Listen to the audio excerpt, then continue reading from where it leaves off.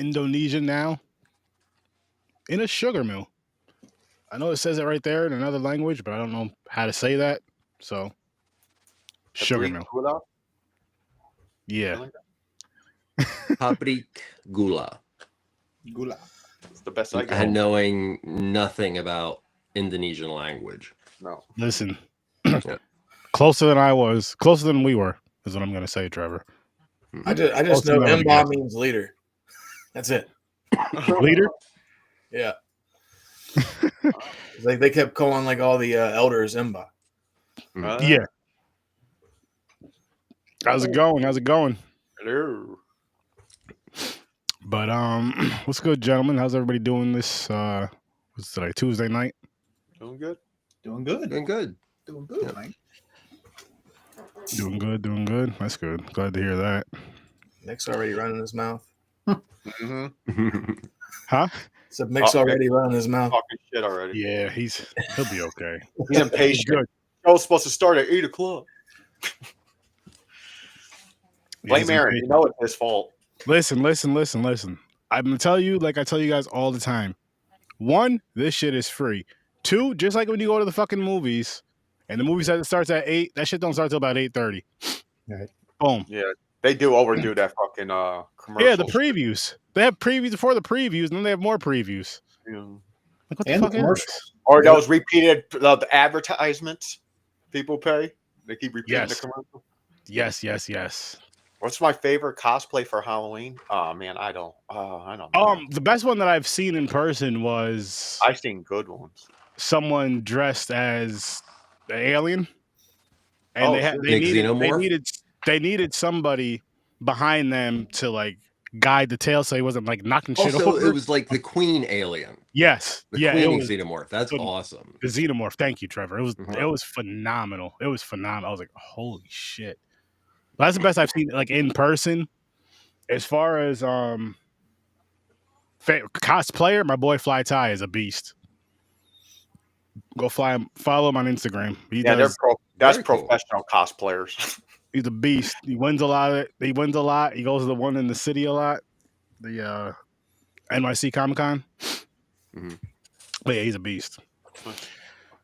But back to the movie, or starting this movie. Another Indonesian film. You know, we're kicking off. We're sticking with the foreign films throughout STURD-O-WEEN. And this one here was it was pretty good to say the least. I watched it yesterday, and it does start off kind of slow. It does start off kind of slow when you figure out about the sugar mill and the fire that happened there, and then all this other shit. And the funny thing about these type of movies, and like a lot of movies where like these beings or some sort of being comes after you from not following the rules, and the simple rules were pretty much be in the house by 9 o'clock. You know, be in the house when the streetlights are on. We all know what that means. Or something bad's gonna happen. Usually it was our mother hitting us. This seems like it's a lot more serious. And it was like, stay out of here and do not touch this object at all. Stay out of the warehouse. Any of that. Yeah, stay out of that warehouse and do not touch this object. Not only did they touch the object, they stole it. I'm like, yo. Well, just stay out of the warehouse altogether is your best bet. Right. But didn't you have to commit a sin before you could see the gold? Yeah, they're having an affair. Because the major issue was they committed a form of adultery. Yeah. Even though it was a fiance and everything. Yeah. And that, you know, within the religion and everything, that is a major, massive sin. Yeah, the devil's favorite sin. So by committing that, you know, mortal sin, gave her the ability to be tempted even further. Him too. Yeah. But that's how they see it.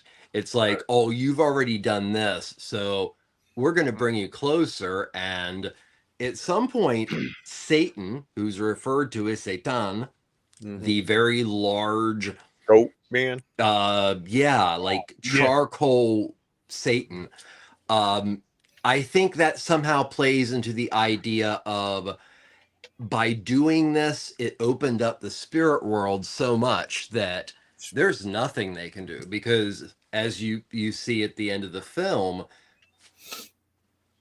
we think Satan kind of slipped through there too, because of the two like endings at the ending of the film. You know what I did like about, just because you mentioned that the little part at the end of the film, is how that when they're going through this whole ritual thing, how they try to trick the spirits and all that, I'm like, that's not gonna. I'm just thinking, not gonna work. It's not gonna work. Human trickery. It was a little absurd to see that, because it was hard to really feel that there was a high priestess or whatever you want to refer to them as far as the old ways of dealing with spirits.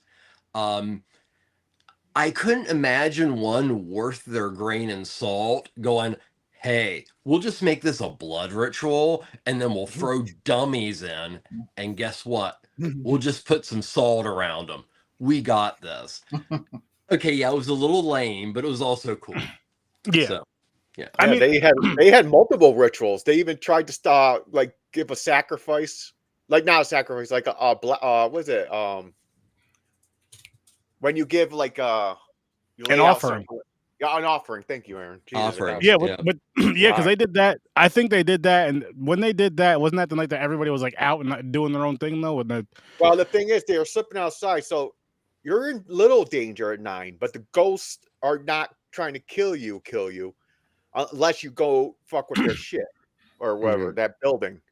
And when they did that the first night, they snuck out. They go fuck, and now everybody's game. You go outside, you're screwed. They had the one guy told that fake story. He's like, oh, there's this one that you have to say excuse me or something, or everywhere you turn, he pops up, and that happened. Frankie. And that happened. I was like, oh shit, okay, cool. Yeah. A little bit. What do you guys think of it though, Dave? A lot of burnt people running around. This was a good movie, man. This was it looked. Is it newer? Last couple years, maybe. This year, 2020. Yeah, it was 2025. Oh, so it's brand new. Okay. Yeah, it is brand new. There's horror elements. There's all those jump scares, but there's also a bit of mystery, because as the movie as events unfold, you learn about the fire, you learn about the gold, and you learn who took it, why the ghost is chasing, why they were stalking the girl at the beginning, and this and that. Yeah, this is. Yeah, and the effects and the cinematography were fucking amazing. Yeah, good. Yeah. Cool, too. The part in particular when the girl with her head cut off is leaning in on him, little droplets of blood are coming down, then he turns his head over and then just her severed head is there and starts laughing at him. That was pretty creepy. That was a good one. That was. And shit, what you reminded me of a scene, it was earlier than that, when the one girl goes into the room and she sees her friend, like when she's sitting on the bed, and then she looks in the mirror. Sees something completely different, and kept looking back and forth, and I loved that. If I was like, that's a pretty dope effect. Yeah, good cinematography. Everything was like really top notch in this movie. All the elevation scenes looked real dope too. They weren't all cheesy looking. Yeah, I think it was also, besides being top notch, it was actually quite inventive as a horror film. It structurally in itself, it was really different, but it mixed a lot of things together to create, there was this feeling almost of like the fact that it was so vast and there was so much area that you could be attacked in or whatever, versus the traditional small room horror film. That in itself was invigorating. Oh, that's right. It said this was based on true events from 2003. I think it was 2003. Yeah. Beginning. Do you guys know anything about that? I didn't get a chance to research it. No. I just watched it today. I'm more interested now. Now I gotta go look it up. Yeah. Just to see what it was. It was, what was the name? Inspired by true events by somebody. It was just one word. I forgot. Suamon I watched it or yesterday. something, It or wasn't even a name. Samon. Maybe that was it. It was just one word. It wasn't like somebody's name. Yeah, I remember seeing that, but I don't remember what it was. But, no, sorry. I don't know either. It was weird too because it was pretty long, but like you said, it was kind of slow in the beginning. But you needed that little bit of story to actually kind of give a shit about the characters. Yeah, once it got going, it got going. Yeah, and 45 minutes in, it was just an easy ride. Yeah. That I like slow burns that are like that. Even ones that start out slower than this one and are slower longer than this one is, as long as the payout is worth it. I hate those slow burns where it's like slow throughout the whole movie and then it's just some little stupid bullshit that happens at the end. I'm like, what? Yeah. I waited 2 hours. It's like I waited even if it's just an hour and a half. I waited an hour and a half for that. I waited. It's like I waited an hour and 22 minutes for that 8 minutes of bullshit. Come on now. But this wasn't that. This definitely wasn't that. Yeah, it wasn't a slow burn from like beginning to end. Like, we don't No. have to wait to the last 8 minutes to find out what there was this constant sense of mystery. Yeah, that was really fun. Yeah, what's like I said a couple weeks ago. Like, I'm not big on like witch or ghost type films, but there's very few that I do like, and this is one of them. Nice. Wow. I thought you were going to hate it. I was like, oh, Dad's going to say this shit sucks. Yeah. No, that shit was pretty dope. It's not a traditional ghost film because it's more of a folk horror film than an actual ghost films. Ghosts just happen to be the vessels of Mariatu or whatever, as far as whatever god or demon they're dealing with. Yeah, so it was just, it was pretty sweet. Yeah, it was fun. Yeah, I never know what to expect from Sturdy's movies. True. That's fair. But no, that is it definitely fair. It didn't hold on to a particular genre. And it was more intriguing for me on a folk horror end than a ghost story or a let's get a group of disposable human beings together films. Yeah, so that's what I was saying, that for me, what made me want to like actually go back again and watch the film and do a little bit of research was the amount of culture, but also the amount of culture that was indigenous that was also directly beside Islam. And that's important to understand that's kind of the way it is around a lot of the world. Superstition and the metaphysical kind of live side by side with the main religion. And I thought this film did a really good job of showing that. Definitely. Let's go with Scene Snobs. Excuse me. Damn. Take a little sip. Diving into ratings real quick. I gave this a 7. How about you? What do you got for it, James? I've been digging these. Like you said, how it was filmed and everything is like it was really good in the effects and all that. I'll give it 7.5. Trevor? I'm actually gonna go with an 8.5. Okay. And for a couple reasons. I thought the film and the director did a beautiful job of making a lot of references to the old school horror of Indonesia, like Susana and Barry Prima, with like the centipedes and all that kind of stuff. So, right there, really good use of references. Also, I really liked the fact that it didn't really stick to a particular, it wasn't 100% linear, but it was linear. But there was something about how it was told that I didn't feel there was ever a down period, but so much kept coming up.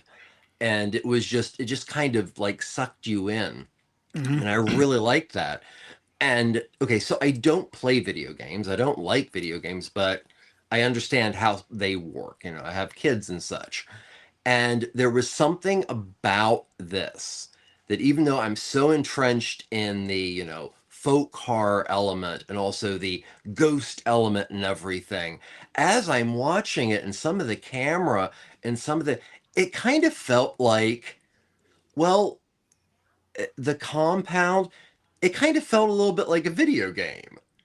At least to me, not being a video game person, but understanding how, usually they're put together and seeing that is just one of the many things that I picked up from this that, as I said, amazing references to old school Indonesia and Indonesia horror, but also this is really on the cusp 2025 great cinema that makes you think. So yeah, I'm excited for what the future brings for this director. So yeah, 8.5. I'm actually gonna bump this up to a 7.5 because I was watching with the wife yesterday. And it did make her scream out loud at one of those jump scares. It was always funny. So actually, that's when the movie actually kind of blows at jump scares. But what it has so much other stuff going on that's good that it's like we said about like the priestess or witch doctor-esque thing. How actually absurd that was when I'm watching it. I thought that, but it's also like on top of all this insane, crazy stuff, there's really a dark sense of humor. And the two security guards, oh my gosh, which are also a reference to old school Indonesia horror films. That was a type that was in those movies. They kept to the kind of dumb, but they didn't play them off to the point that they weren't characters. So yeah, they filled the archetype, but you actually felt for these people. They just weren't bubbly idiots. Those two, oh my goodness. Those they made me laugh a couple times. Yeah, so even the comic relief in this is well done. And I think that's one of the elements of the horror recipe that we don't get with the US. I agree. Well, it reminded me of Weapons a little bit, how it mixed all those different genres together. And maybe the US is finally slowly but surely getting trying to do it right, trying to keep up. Trying to do it right, exactly. Yeah, like we're starting to remake 80s dramas now. War of the Roses, Kiss of the Spider Woman. Yeah, I mean, great, but there really is no originality. No, make some new shit. I haven't seen Weapons yet. It's good. I want to watch it again, but it was good. What do you guys give this? Oh, Dave, what do you give this? 8 out of 10 for me. This is really well done, I thought. Nice. How about you, Chad? I'm going 7.5 as well. Look at that. I'm really surprised with your score, Chad. I think we all are. It's like, holy shit. But again, it was a good film. I wish Gamer was on this episode to see what because he was. Yeah, I'd really like to have gotten his take. Because at times it reminded me of some video game films too. I have to let him know. Check this one out. Yeah. Don't want to know his rating for it. This might be one of the highest rated movies I've said since on this little journey. It is definitely. Yeah, there's a streak that you have a taste. You did not like certain ones. I mean, you can give them terrible ratings, but yeah, this is not terrible. Like I said, I don't care for this style of movie, but whenever they're good, I give them props. You know what I mean? Like, I got to be fair. I get it. I get it. Now, do you like foreign films in general, though? Oh yeah, I love Korean films and Japanese films and shit. Oh hell yeah, same.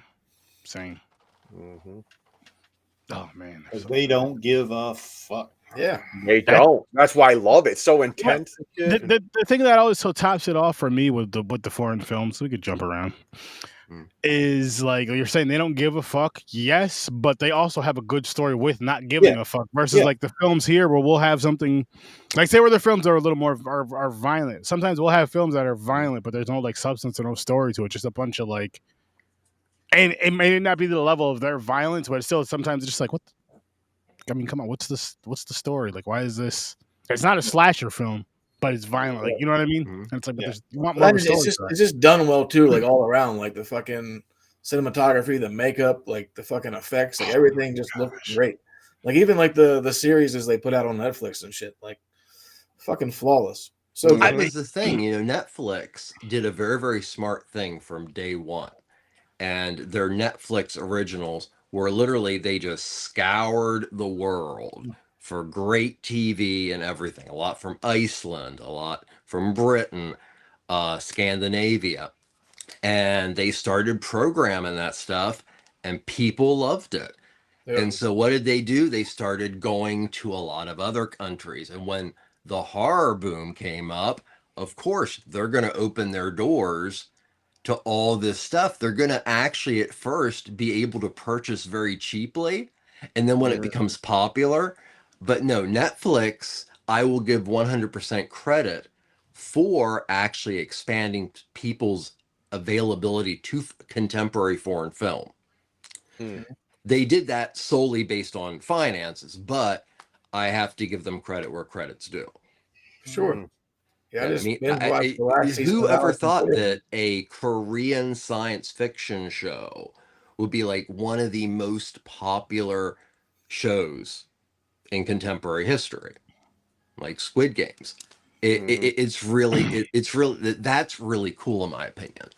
You know, I think one of the things about horror, Sturdy, that you and I really like about it is not just the fact that, you know, it looks different or it might be more violent, but it's a narrative and a take on something that is being done by other people from other areas.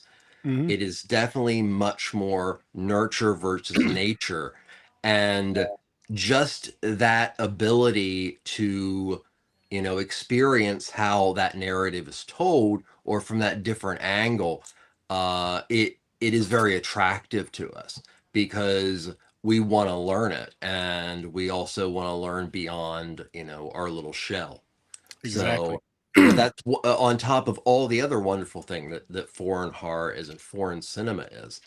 It is that it's a way of seeing the world, not just as like, oh, I see this, you know, part of the world, but getting different ways of thinking, because cinema is one of the most important subversive message delivering systems there is. So, you know, you learn a lot about countries by watching their, you know, popular cinema. Yeah. Yeah, I agree with that. And I'll just go to even say, I mean, if we look back in history, people love stories. People love storytelling, love really good storytelling. And I don't give a shit if it's a book coming from another country or a movie coming from another country. If it's a good story, it's a good story. And back with this film, really quick, they did a good job with the story. It wasn't one of my favorites. They did a good job with the story with this. It keeps your attention. With a lot of characters, I was impressed. Yeah, there was a lot of characters, and they gave a little, not for every single one of them, of course, but for enough of them, they gave them a little, you know, you got a little background for each of each of the ones you need to have a little background or for. Or at least enough character that they stood out. Yeah. As being a distinct character. So you pretty much knew who they were talking about all the time. Yeah. So to that point, it's distinct enough that you're like, okay, they're talking about so and so. We all knew when they're talking about Frankie. So like I said, like the beginning of the movie, like the slow burn part is like the character development. Like and like by the end, like whenever shit starts popping off, like you actually have interest. Which Frankie was another funny one. Frankie was funny. When he got punched in the nose and he told that chick it was love. What the hell did he say to her? When his nose was bleeding? He was like, it was love. Something love. Say it again. Was it? I think he asked, like, can you hit me to make sure I'm not dreaming? Yeah. He said, can you hit me to make sure I'm not dreaming? And then the dude punched him. Like, he was expecting the guy maybe just to give like a little tap. He punched him dead in his nose and started bleeding. But when he was asking the girl, he was like, can I walk you home? And she was like, no, you know, clean up the blood off your face. He was like, that's not blood, that's love something, or love or something. I was hit with love. I just started laughing. I was like, this guy, man. I just like the kid that ran out of his flip-flop and then it came flying over his shoulder. Oh, man. Like, I didn't see that coming at all. Yeah. Yo, what made that scene even funnier? Because when they're both running to the house, Frankie closes the door in his face and holds the door closed. And then after the shoe comes over his shoulder, I guess he must take off because he let him get in the house. Then I'm like, holy shit. That's just funny. He almost went back for that damn San Luis. I'm like, it's a good thing you did, man. You got it now. He really wanted it. No shit. It's his favorite sandal. It was good. That was funny. That was funny. Those two were funny together a lot too, especially when they were running and the little dude was screaming. I was like, "Oh my god!" Oh my gosh, that was yeah. I had a good time with this movie. I'm not gonna lie, I had a good time with this movie. I also like that scene where like I forget who it was, but the two people were walking down like the hallway, and then like you see like the little demon guy flying around with a bicycle. Oh yeah, Mm-hmm. That shit was dope. Is that the one that had the hole in his face? Yeah. I think he actually says that. Yeah. Dude's got a hole in his face. Oh, that shit was good. Well, I have to say, I wish I could remember the name of the director. But, you know, if you go back and you watch things like Mystics and Bali and The Snake Woman with Susanna and stuff like that, there's so much that is referenced in this film of that old classic way. And that old classic way has a lot of not great things about it. Like the comedy is, it sucks, but they're all awesome films and everything. What this film successfully like takes all the core tropes and things you need for an Indonesian horror film circa the 1980s and brings them up to 2025 perfectly. As a long-term fan of Indonesian cinema. So with that, I mean, again, that's why I gave it an 8.5. So okay, nice. Is this now? I'm asking this Trevor's or just Trevor. This question is more directed at you, Trevor, because I know James doesn't really watch movies over and over. Is this movie you see yourself revisiting and doing more research on, or? Oh yeah, definitely. I mean, if not more research on, I think there are a couple people I would recommend it to, if not watch it with. Okay, that's interesting. That's interesting. I'll watch it again, but I'm not going to sit there and go, you know what I want to watch? I didn't see this for a while. I want to put this in. It's like it'll have to catch my eye somehow. Like if it was on TV or something. Hey, James, this is not going to be on TV. You know that. Unless we go to Indonesia. You never know. Oh man, the world changing, Aaron. You don't know. The NBC Sunday night movie. Yeah, listen, the world sure as hell ain't changing with Trump's stupid ass being in for some more foreign films to be showing here. That's the last thing that's gonna happen if his dumb ass is here. Even though he can barely read or write or fucking do anything. American made only. American made movies only would suck. I don't want to live in a world like that. You know how much more it will cost Hollywood to make films if they can't make them in other countries?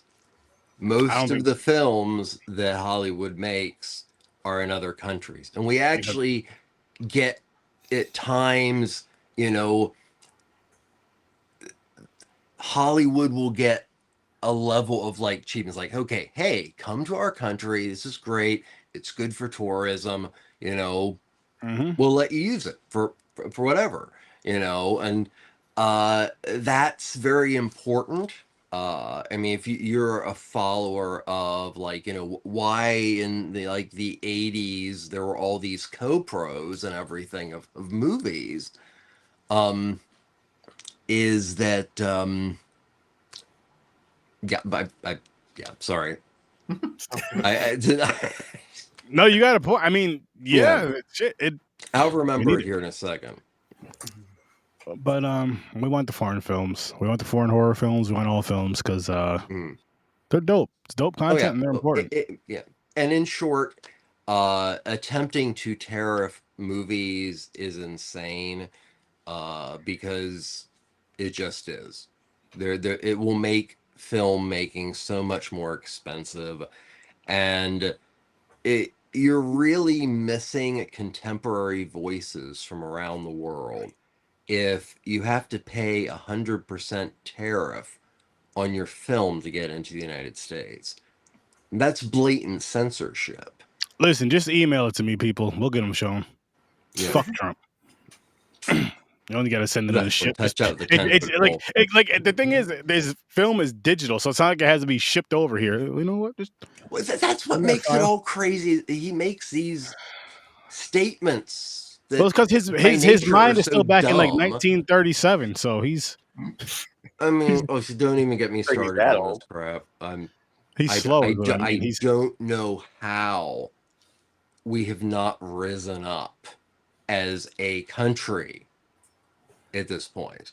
Well, because not to be super political, because I'm not being super political. Oh no! Because the ones that would say, they're gonna do this and do that. As soon as they step in and do this, we're gonna do this and that. They're on their knees and what do we need to do as individuals? Because I have been literally on the point of like, this is a fascist country since like 5 months ago. Mm-hmm. True. So people got to open their eyes and open their minds. Yeah. Close their mouths and close their cheeks. Take that Trump dick out of them. That's what they need to do. But they won't. Critical thinking skills are also a big plus. So, yeah. And listen, MAGA, get the lead paint out your house. Stop eating that shit. They're not good for you. That's what's wrong with you guys. Because I don't have any Zen. I'm going to eat the paint off my house. Because I don't have my Zens. Yep. And nobody can tell me I can't. Because I got rid of the Corona with Drano. Sorry. Drano. No, you don't remember that one, yeah. Yeah, I remember the bleach thing that Trump said, though. But no, he never said Drano, but it's a joke. Yeah, that wasn't too. Don't do that. Don't do that, people. Don't put bleach in your skin or on your skin. You're not as talented as Michael Jackson, so stop. Chad used to be darker than this shirt, and he got into some bleach. What happened? It happens. I drank it though. Ah, man. That's why he's bald. He drank it. The bleach addiction. Oh, man. Let's spin this wheel. Smells tasty. Smells tasty. Smells tasty. Did anybody see R.L. Stein's Pumpkinhead yet? No, but I heard it's dreadful. No, but I want to see it. Mick told me to watch it. He what liked is it I guess. Probably Hulu. It's on Tubi. Oh, it's Tubi. That's right. It's Tubi. Yeah, because that's where I got some reviews that were kind of Ah. Tubi.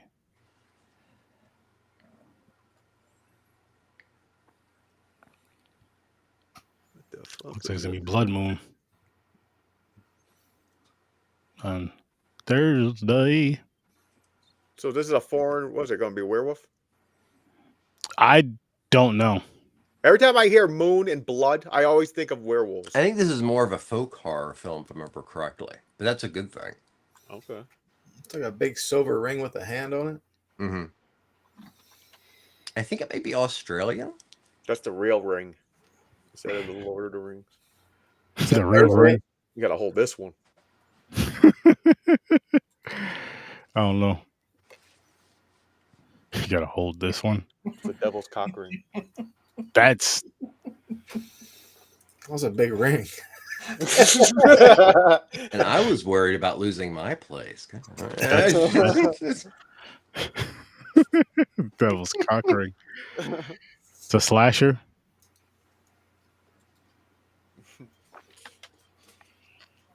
Yeah, I'm excited.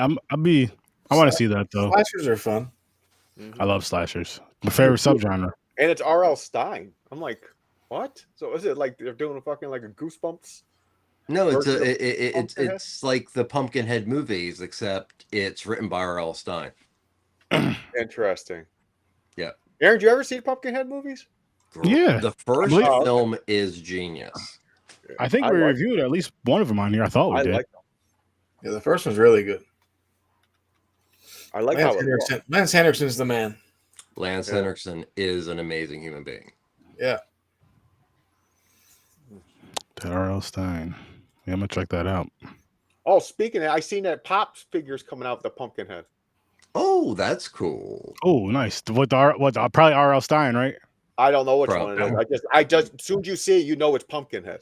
You're like, oh gotcha. shit. Gotcha. Might have to check that out. I know Chuck said him and his son were watching it today or yesterday. Someone whenever we do our show, I'm gonna have to ask him how it was. I think it was today. No, not like them. What, Mick? What?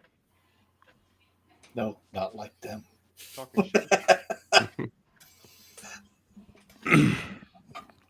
Yeah, I wanna I gotta see what's new on Shudder too. Yeah, I've been slacking. Me too.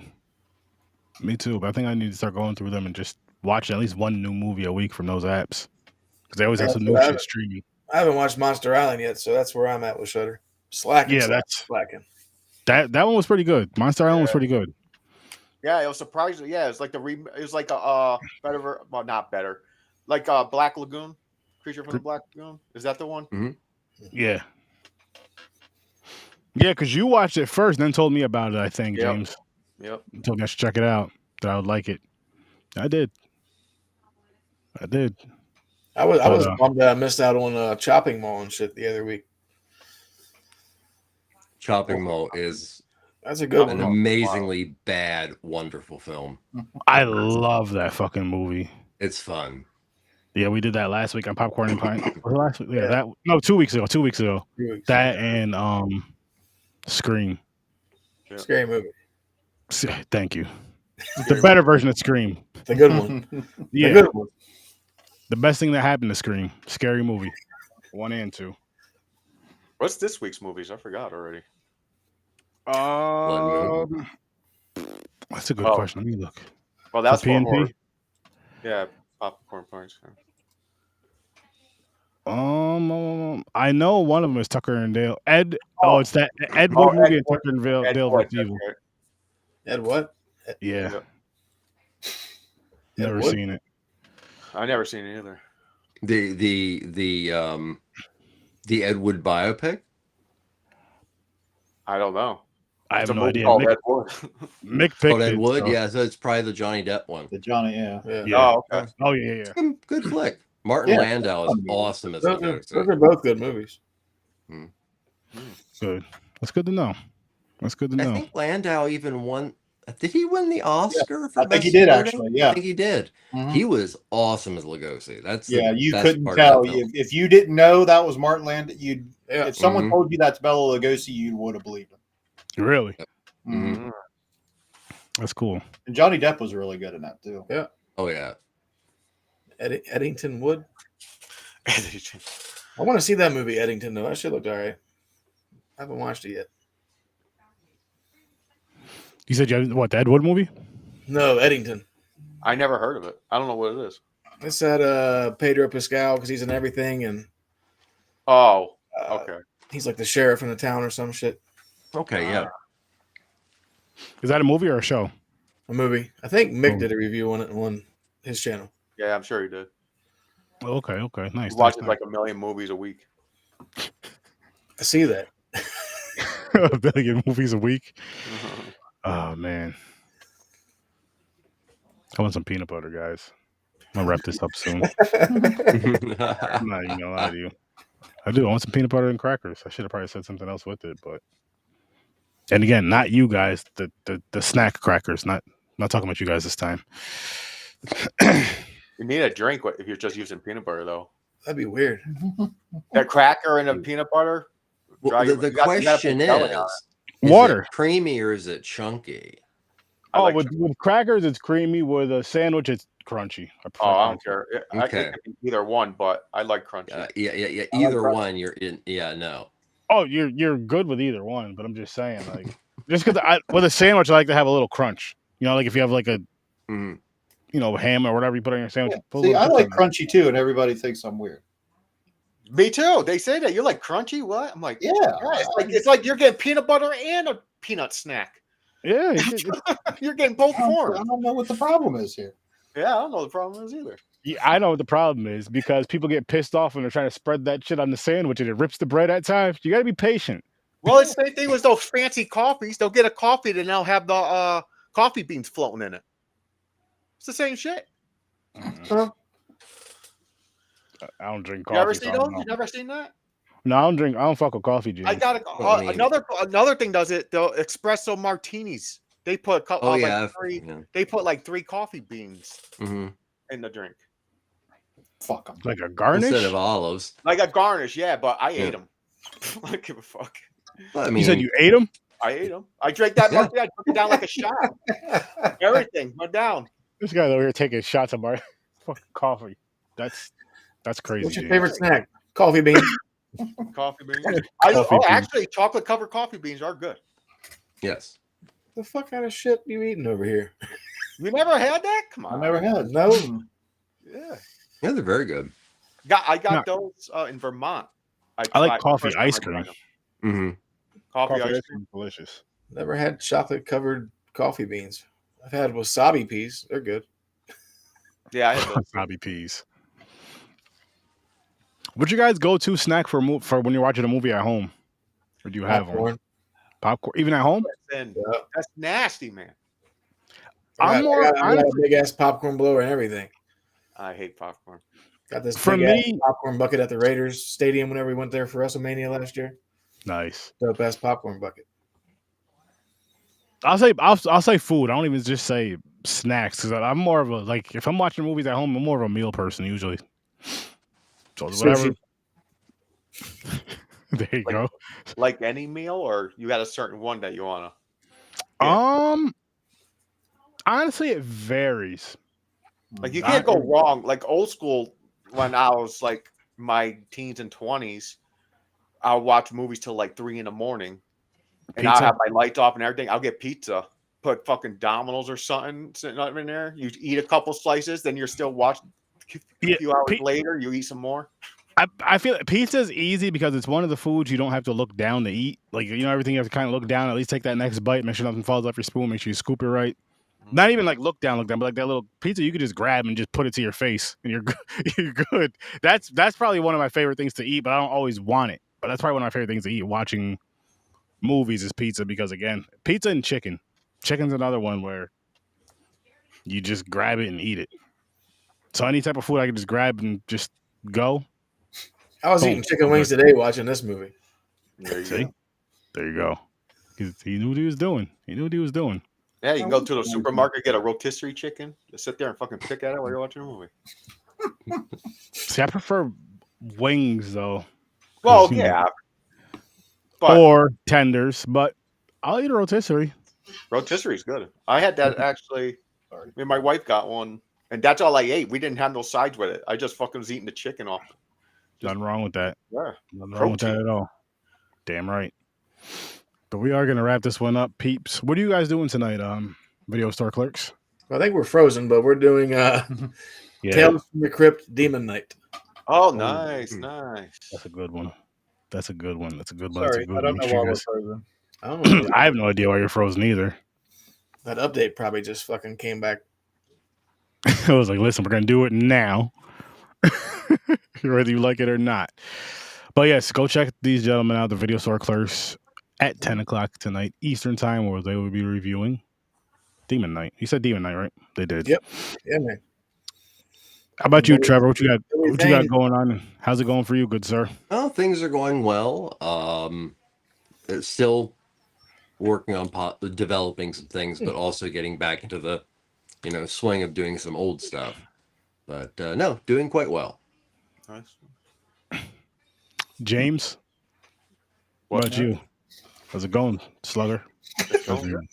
Wrap this up. It's going good, man. Got the day off tomorrow, so maybe I'll stay up and play video games. Yeah, rub it in, asshole. What's tomorrow? Tomorrow's Wednesday. Fuck, I'm in the office. I was thinking tomorrow was Thursday for some, and I know damn well I don't have back-to-back days. Wishful thinking, I guess. Wishful thinking. But yeah, make sure you guys tune in next Tuesday at 8 o'clock, but also this Thursday at 8 o'clock Eastern time. We'll be reviewing some more films for you guys, and this Saturday at 9 o'clock Eastern time, go check us out on Popcorn and Pints. But we're going to wrap this one up. I'll see you in your nightmares. Peace. Later. Can't see me.